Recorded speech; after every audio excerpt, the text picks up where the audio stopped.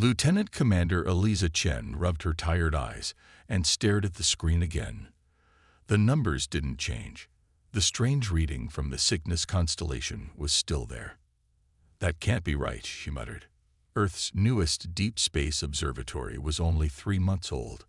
The Galactic Council had allowed humans to build it, even though they thought human technology was primitive.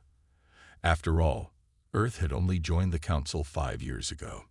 The other 27 alien species had been in space for thousands of years. Chen called her assistant over. "Tom, look at this reading.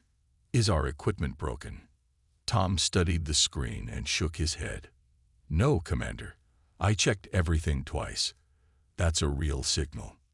The radiation pattern didn't match anything in their database. It wasn't a star, planet, or any known space object. It was something new. Chen decided to report it to the Council. They had to know. "Impossible," said Ambassador Exelnak. The tall, blue-skinned alien looked down at Chen with 6 blinking eyes. "Our sensors detect nothing unusual in that sector." "But Ambassador, our readings clearly show." "Human equipment is notoriously unreliable," Zelnak interrupted. "Your species only discovered space travel a century ago. The Council has been monitoring the stars for millennia." The other Council members nodded in agreement. Chen felt her face grow hot. "With all due respect, our observatory uses a quantum wave analysis that—" "An outdated approach," said Zelnak. "We abandoned such methods ages ago. Your anomaly is simply a malfunction." This meeting is concluded. Back at the observatory, Chen gathered her small team of 5 humans. "They didn't believe me," she told them. "They think our equipment is wrong." "So what do we do?" asked Dr. Sarah Wong, the team's physicist. Chen looked at each of them. They were the best Earth had to offer. Brilliant scientists treated like children by the Council races. "We keep watching," she decided. "Something is out there, and for some reason, only our primitive equipment can see it." For the next 3 days, they took turns monitoring the anomaly.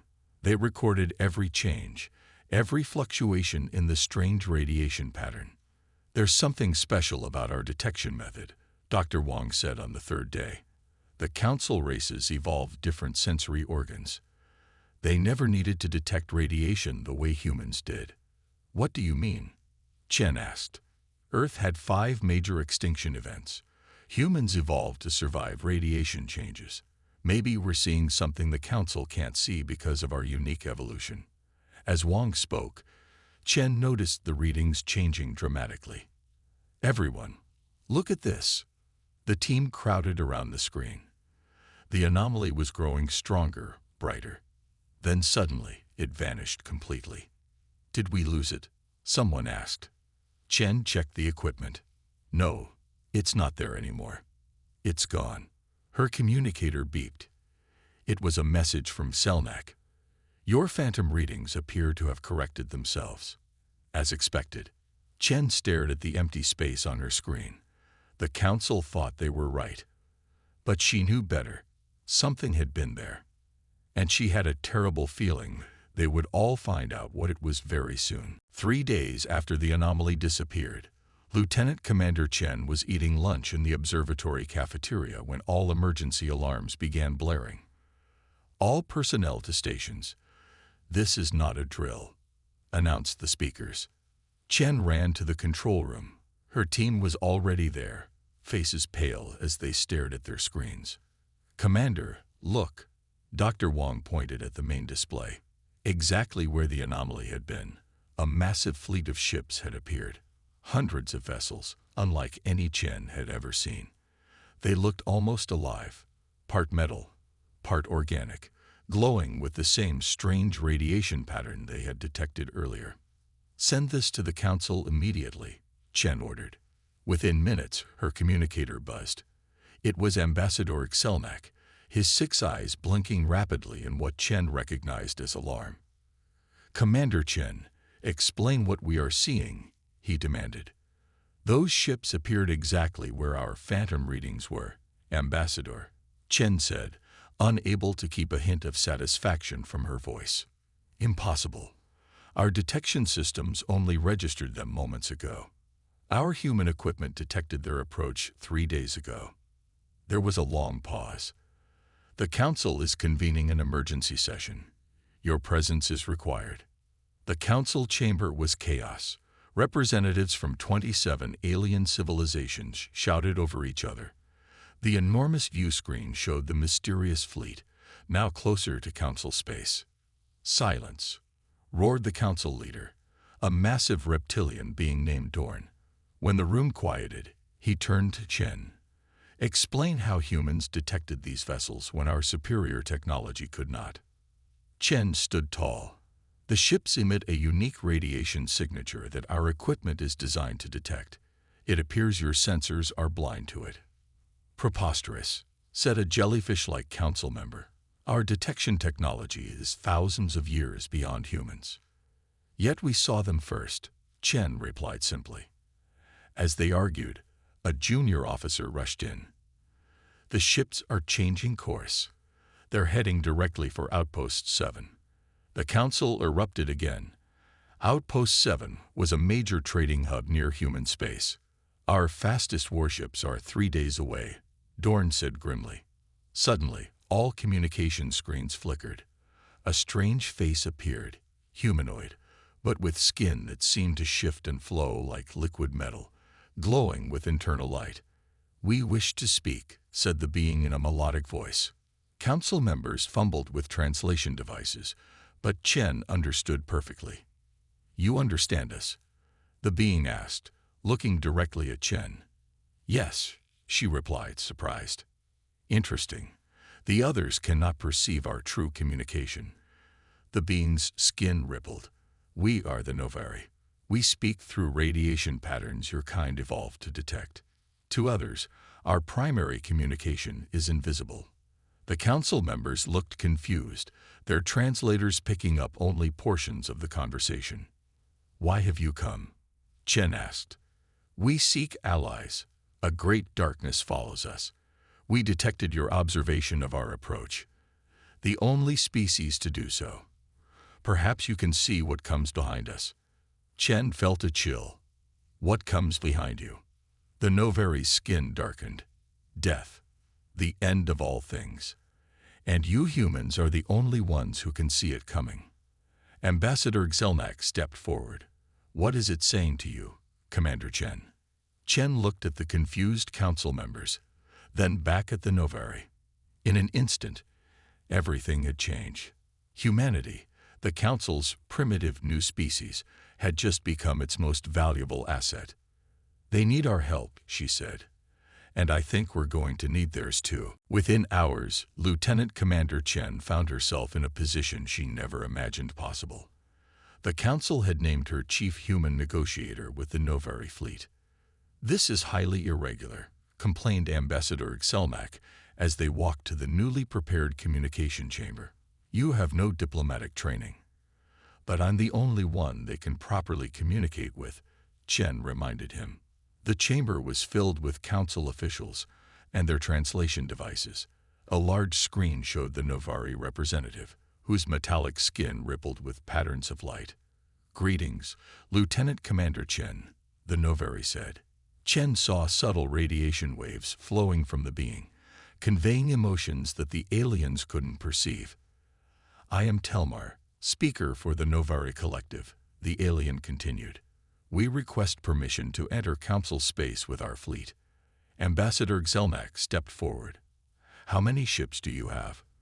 What are your intentions? Telmar's skin flashed patterns that Chen recognized as frustration. I have already explained this. Our full fleet numbers 2,300 vessels. We carry the survivors of 12 systems. The council members looked at each other in confusion. Their translators had only picked up fragments. They're refugees, Chen explained. Over 2,000 ships carrying survivors from 12 star systems. Ask why they need so many warships if they're refugees, Dorn demanded. Chen asked, but noticed something in Telmar's radiation response. Fear and something else. We have been fleeing for 20 of your years, Telmar answered. Our ships are not primarily warships, though all are armed. We must protect our people. As Telmar spoke, Shen noticed the radiation patterns growing more complex. There was information being conveyed that Telmar wasn't saying aloud. Warnings, emotional context, urgency. Commander Chen, what else is it telling you? Dorn asked, noticing her concentration. They're afraid, Chen said slowly. They're showing me images of destruction. Something consuming entire planets. The council chamber erupted in arguments. Silence, roared Dorn. Commander Chen, from this moment, you speak for humanity in all negotiations with the Novari. Whatever they're communicating that we cannot perceive may be vital. Later that day, Chen met with her team in their temporary quarters on the council station. We need more humans who can interpret these radiation patterns, she told them. Different perspectives, different specialties. Dr. Wong nodded. I've requested specialists from Earth. The council has approved emergency transport. They're finally taking us seriously, remarked Tom. Only because they have no choice, Chen said. For years they've treated us like children, calling our technology primitive, our methods outdated. Now they need those very things. What do you think the Novari aren't telling the council directly? Asked Dr. Wong. Chen frowned. Something terrible is coming. Something they call the Fade. And I think they're preparing for war, not just running away. Her communicator beeped. A message from Admiral Santos on Earth. Reinforcements coming. First transport arrives tomorrow with requested specialists. Council has granted humans full diplomatic status. Whatever you're doing, keep doing it. You've accomplished in 3 days what we couldn't do in 5 years. Chen smiled grimly. We wanted the Council to respect humanity. I just never thought it would take a potential galactic catastrophe to make it happen. So what happens now? Tom asked. Now, Chen said, watching the Novari ships through the viewport, we find out what really made them flee their homes, and why they think humanity is their best hope for survival. The transport ship from Earth arrived at the Council station the next day. Chen waited in the docking bay as the new human team members stepped out. Lieutenant Commander Chen, Dr. Amit Patel, linguist, a tall man with sharp eyes, shook her hand. I specialize in nonverbal communication.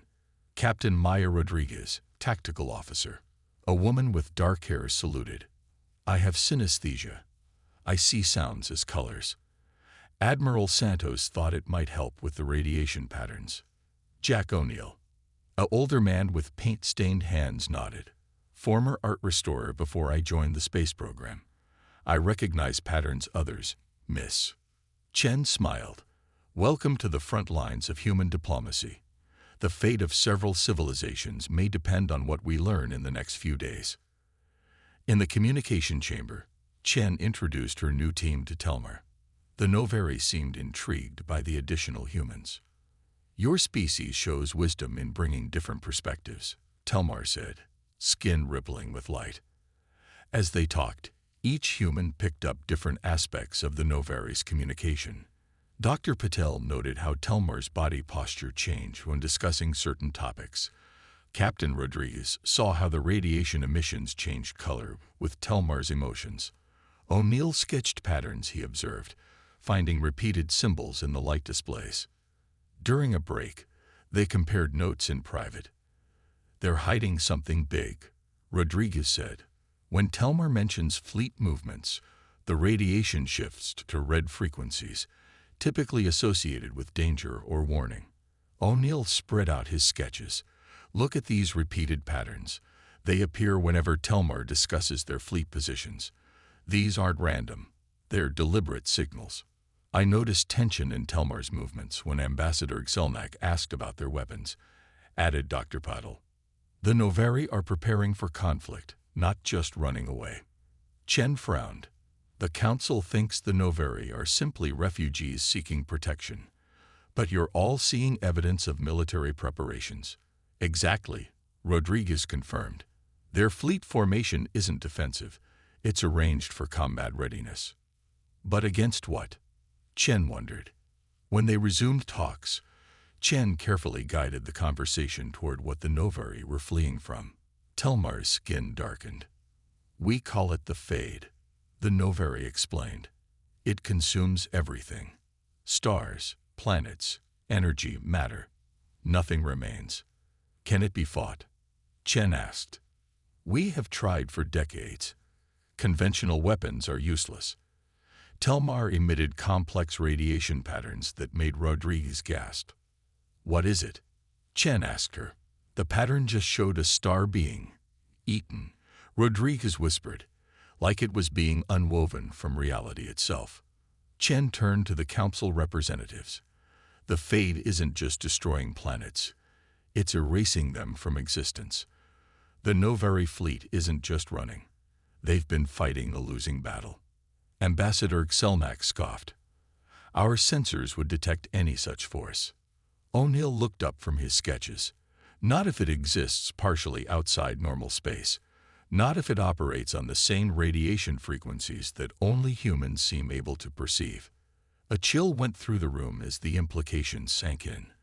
The most advanced civilizations in the galaxy might be completely blind to an approaching extinction-level threat. And somehow, humanity, the Council's primitive species, might be the only ones capable of seeing it coming. "We need proof," Ambassador Xelnak insisted. "The Council cannot act on refugee stories and human interpretations of invisible signals." The emergency council meeting had been going for hours. Chen and her team stood firm, but the council representatives remained skeptical about the Fade. "If this threat is real, show us evidence," demanded Dorn, the council leader. Chen looked at her team, then at Telmar. "Can you show them a system the Fade has already consumed?" Telmar's skin rippled with dark patterns. "Yes, the Kalthari system was the first to fall. It lies on the outer rim of what you call Sector 87. The council members exchanged confused looks. "Sector 87 has been empty space for as long as our records show," said a plant-like council member. "No star systems exist there." "That's exactly the point," Chen said quietly. "The Fade doesn't just destroy, it erases. Your records show nothing because there's nothing left to record." Despite protests, Dorn ordered a scout ship to investigate Sector 87. Chen insisted on joining with her team and Telmar. The scout ship emerged from faster-than-light travel at the edge of Sector 87. To the council crew, the view screen showed empty space, just as their records indicated. But the humans saw something different. "Oh my God," whispered Rodriguez, her eyes wide as she stared out the viewport. "The radiation patterns, they're everywhere." O'Neill frantically sketched what he saw. Ghostly outlines of planets, stars, and structures that no longer existed in normal space. "I can see them too," Chen confirmed, "like echoes of what used to be here." Dr. Patil adjusted their human equipment. "I'm detecting residual radiation, consistent with what we've observed from the Novari. This entire sector was once populated." The council scientists checked their instruments again and saw nothing unusual. "What exactly are you seeing?" asked Selmak, his voice uncertain for the first time. "After images," Chen explained. "The Fade consumed everything here, but left radiation traces that only humans can perceive. This was a thriving system with multiple planets." 5 planets, Telmar confirmed. 8 billion Kalthari lived here. Now they are less than memory. Chen pointed to specific coordinates. "Captain Rodriguez, what do you see there?" Rodriguez concentrated. "A massive structure. Orbital platforms. The radiation signature suggests a space station." The scout ship moved closer. The council instruments registered nothing but empty space, while the humans continued describing a civilization's ghost. "It's like looking at a crime scene where the victim's body has been removed," O'Neill said, "but we can still see the outline where it fell." Chen turned to Selmak and the other council members. "This is just one system. The Fade has consumed at least 11 more, according to the Novari. And it's still moving." "Moving where?" Dorn asked, his reptilian face grave. Chen met his eyes. toward Council space, toward Earth, toward everyone. The silence that followed was broken by Selnak. How long do we have? At its current speed, Telmar said, perhaps 3 months before it reaches the first Council world. And why can only humans see these traces? Another Council member asked. We've been asking ourselves the same question, Chen said. Something in our evolution, something in our history, gave us this ability. And now we need to use it to save everyone, if you'll finally listen to us. Dorn looked at the humans, then at the seemingly empty space that had once held billions of lives. We're listening now, he said. The Council station buzzed with activity. After seeing the evidence from Sector 87, the Council had finally acknowledged the threat of the Fade. But their response was frustratingly slow for Chen and her team.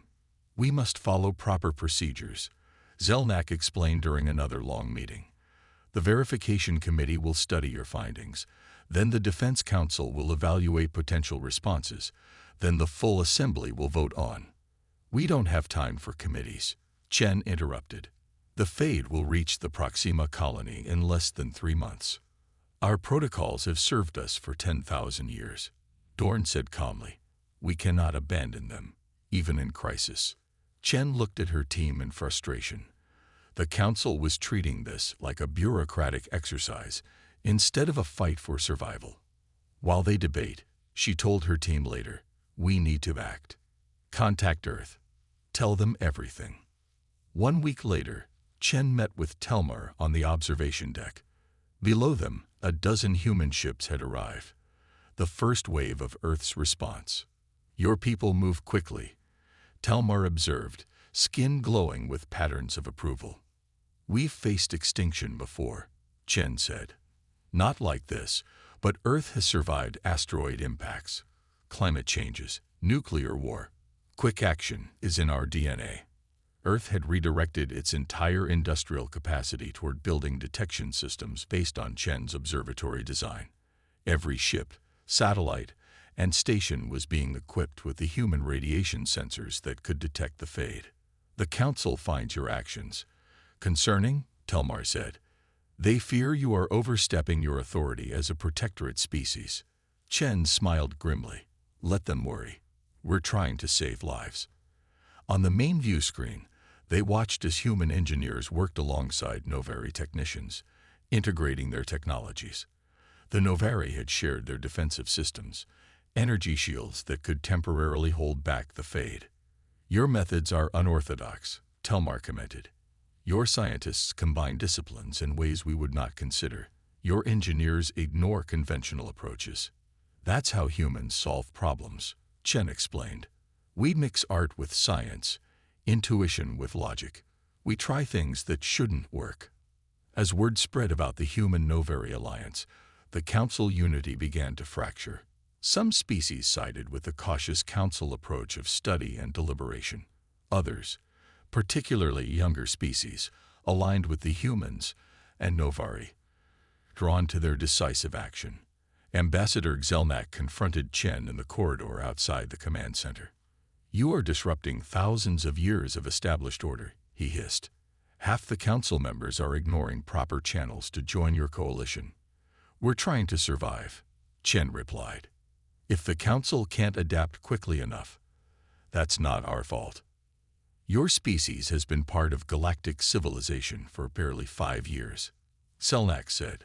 Yet you presume to know better than races that have explored the stars since your ancestors were living in caves. Sometimes fresh eyes see what experienced ones miss, Chen said. The Novari sought us out for a reason. They recognize what you don't. That humanity's different approach might be exactly what's needed right now. As Selnak stormed away, Chen's communicator beeped. Admiral Santos from Earth was calling. Chen here, she answered. Commander, we finished the first detection network, Santos reported. It covers 20% of Council space. And we found something.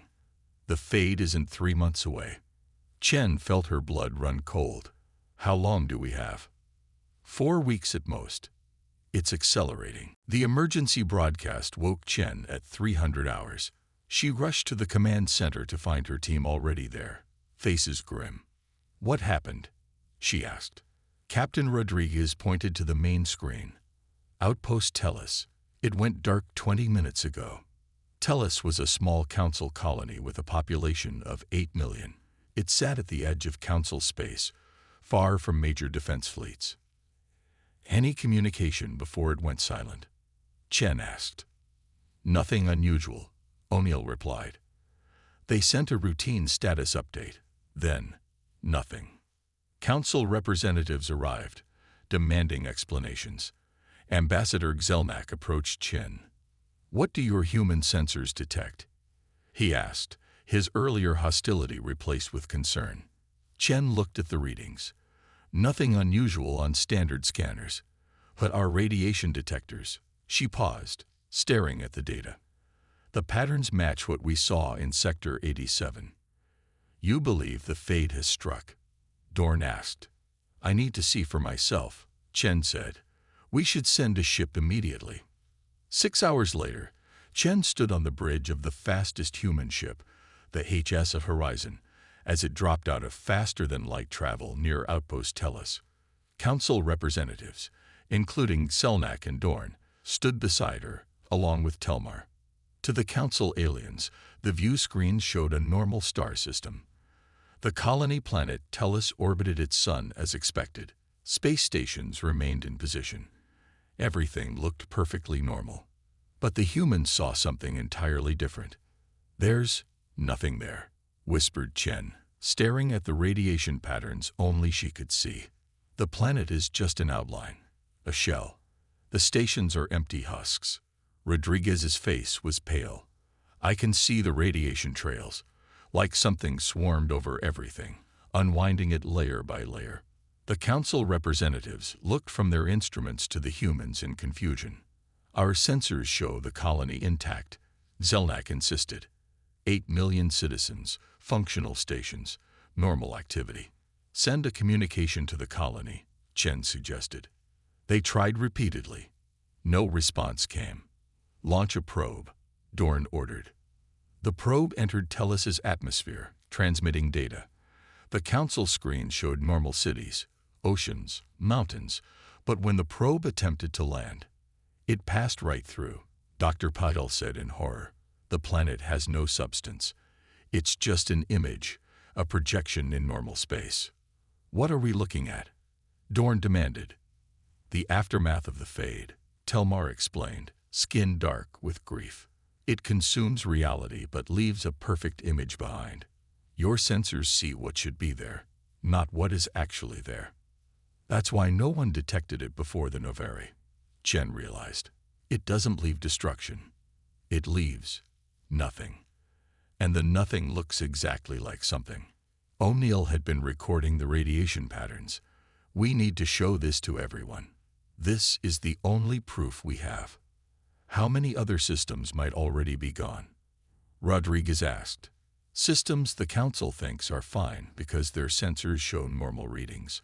A heavy silence fell on the bridge. "We need to check every system," Chen said finally. "Using human sensors. That would take months," Zelnak protested. "Then we prioritize populated worlds," Chen replied. "And we need to track the fade's movement. It's heading somewhere specific." "How can you know that?" Dorn asked. "Because it didn't attack randomly," Chen explained. "It chose Tellus for a reason. 8 million lives just vanished, and we're the only ones who can prove they ever existed." The council chamber had never been so quiet. The video evidence from Tellus played again. The probe passing through solid-looking buildings and mountains as if they were holograms. 8 million lives gone without a trace. "We can no longer deny the threat," Dorn said finally. "The fade is real, and we are vulnerable." The council's most brilliant scientists had gathered, but they struggled to understand an enemy that existed partially outside normal space. "How do we fight something we cannot even detect?" asked a crystalline council member. All eyes turned to the human team. Chen looked to Dr. Wang, who had been analyzing the radiation patterns from Tellus. "There's something familiar about these patterns," Dr. Wong said. They match radiation signatures found in Earth's geological record, specifically during our extinction events. A murmur went through the chamber. What are you suggesting? Zelnak asked. That the Fade has visited Earth before, Chen said. Multiple times throughout our history. O'Neill had been quiet, sketching in his notebook. Now he stood and displayed his drawings. These radiation patterns from the Fade, he said, pointing to his sketches. I've seen them before. They match ancient cave paintings from Earth, artwork created 30,000 years ago. He showed side-by-side comparisons, the swirling patterns from Tellus next to photographs of prehistoric art. Our ancestors recorded them, Chen realized. They couldn't understand what they were seeing, but they painted it. This can't be coincidence, Dr. Patel added. The patterns are too similar. What does this mean? Dorn asked. It means humans evolved to detect the Fade because we've survived it before, Rodriguez said. Our ancestors developed the ability to perceive these radiation signatures as a survival mechanism. Chen felt a chill. Earth must have been on the edges of previous Fade attacks, not completely consumed, but affected enough for humans to adapt. This is why the Novari sought us out, Telmar confirmed, skin glowing with complex patterns. We detected your unique perceptive abilities. You are the only species we found that can see the Fade clearly. Then how do we fight it? Zelnak asked. Telmar and Chen exchanged looks. We've been working on a plan, Chen said. It requires cooperation between humans, Novari, and the Council. She displayed a hologram showing thousands of small ships. The Fade exists partially in another dimension, she explained. Standard weapons can't affect it. But the Novari have developed technology that can disrupt its connection to our reality. The problem, Telmar continued, is targeting. Our weapons can damage the Fade, but we cannot see it accurately enough to deliver a decisive blow. That's where humans come in, Chen said. We need human navigators on each attack ship, people who can see the Fade's true form and guide the Novari weapons. You're proposing a fleet of thousands of ships, each with a human navigator? Dorn asked, incredulous. Yes, Chen said simply. It's our only chance. Where will you find so many trained humans? A council member asked. Chen smiled grimly. Earth has already begun training them. Everyone with sensitivity to the radiation signatures is being recruited. Artists, musicians, people with synesthesia. All the people whose perception was considered different or unusual by normal standards. The very traits that made us seem primitive to the Council, Dr. Wong added, may be what saves us all. 2 weeks later, Chen stood in the massive hangar bay of the Council's primary defense station. Before her stretched rows of small fighter ships, a combination of Novari technology and Council materials, modified to human specifications. Each ship had a single pilot seat with special sensors designed to amplify human perception of radiation patterns. 10,000 ships, Admiral Santos said, walking beside Chen, and 10,000 human pilots. Earth had sent its best, artists, musicians, people with unique neurological conditions that enhanced their perception. They weren't military personnel, but ordinary humans with extraordinary abilities to detect patterns others couldn't see. Will it be enough? Chen asked. It has to be, Santos replied. The Fade has consumed 3 more systems since Tellus. It's moving faster now. Chen watched as pilots climbed into their ships. A young woman with headphones passed by. Maya Jackson, the woman introduced herself. I was a music composer before all this. What made you volunteer? Chen asked. When they tested me, I could see the radiation patterns as musical notes, Jackson explained. They said I had one of the highest sensitivity ratings they'd ever measured. Similar stories came from thousands of others. People whose unique perceptions had often been dismissed as unimportant on Earth were now critical to survival. The council chamber was crowded with representatives from all 27 species as Dorn addressed them. The combined fleet will engage the Fade at the edge of the Centauri system, he announced. Council warships will provide defense, while the human-piloted fighters deliver the Novari disruptors. This plan places too much responsibility on humans, Selnak objected. They are the youngest, least experienced species among us. Yet they are the only ones who can see our enemy, Telmar countered. Without them, we fight blindly. The humans should be in support roles, not leading the attack, another council member argued. Chen stepped forward. This isn't about hierarchy or experience. It's about using the right tool for the job. Humans can see the Fade. That's the only qualification that matters right now. The battle fleet assembled at the edge of the Centauri system.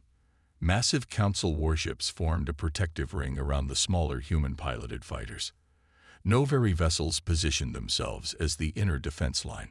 Chen commanded from the flagship, coordinating with Admiral Santos and Telmar. The Fade will arrive in approximately 20 minutes, reported Dr. Wong, monitoring the radiation sensors. Chen opened a channel to all human pilots. This isn't a battle any of us expected to fight, she said. Most of you weren't soldiers a month ago. You were artists, musicians, dreamers, people who see the world differently. Today, that difference is our strength. You can see what others can't. Trust your perception. Follow your training. Humanity is counting on you. The entire galaxy is counting on you. As she finished speaking, the sensors flared. At first, nothing was visible on the standard view screens. But to Chen and the other humans, a vast darkness appeared at the edge of the system. Not just darkness, but an absence, a void that seemed to consume light, matter, and space itself. All ships, prepare to engage, Chen ordered. This is humanity's moment. The fleet moved forward, the human pilots guiding their ships toward patterns only they could see, their unique perceptions becoming the galaxy's best hope for survival. The battle against the Fade was unlike any conflict in galactic history. To council observers, it looked bizarre. Thousands of human-piloted ships seemingly flying in random patterns, firing Novari weapons at empty space. But to the human pilots, they were targeting the true form of the Fade, writhing tendrils of nothingness reaching across dimensions. Echo Squadron, target the pattern at Sector 7. Chen ordered from the command ship. Focus fire where the radiation signature is strongest. Maya Jackson, the composer-turned-pilot, led her squadron toward what appeared to be the center of the Fade. I can see it, she reported. It's like a web between realities. The notes are all wrong, discordant. The human pilots worked instinctively, their unique perceptions guiding them. Artists targeted visual patterns. Musicians followed acoustic radiation signatures. Those with synesthesia tracked color changes invisible to others. For hours, the battle raged. Council ships provided shield protection, while Novari vessels reinforced human fighters. But the Fade fought back, reaching out to consume ships and crews in terrifying silence. One moment a ship would be there, the next, nothing but an empty outline. We're not stopping it, Admiral Santos reported. Our weapons slow it down, but it keeps reforming. Chen studied the radiation patterns on her screen.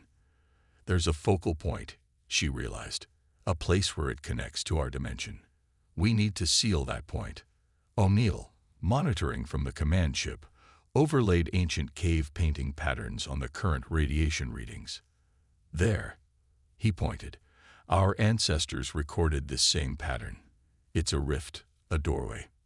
All ships, Chen commanded, converge on these coordinates. We need to seal the dimensional rift. The human fleet reorganized, focusing all firepower on a single point in space that appeared empty to everyone except them. The disruptors alone won't be enough, Telmar warned. The rift must be sealed from both sides. What does that mean? Chen asked. Someone must take a ship through, Telmar explained, carrying a quantum sealer. They would activate it from inside the Fade's dimension.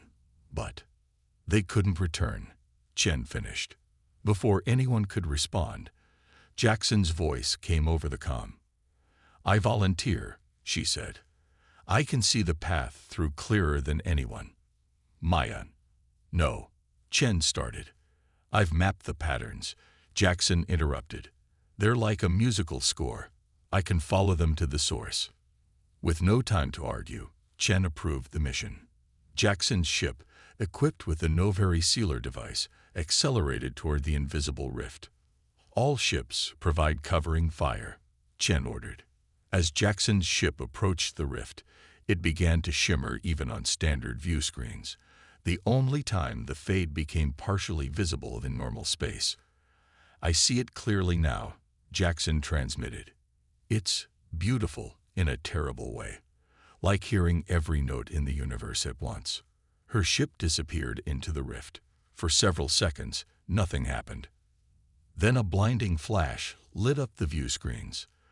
The radiation patterns collapsed, and the fade began to dissipate. She did it, Chen whispered. The rift is sealed. 3 months later, Chen stood in the newly rebuilt council chamber. Representatives from all 28 species, including humanity, now a full council member, had gathered for a historic occasion.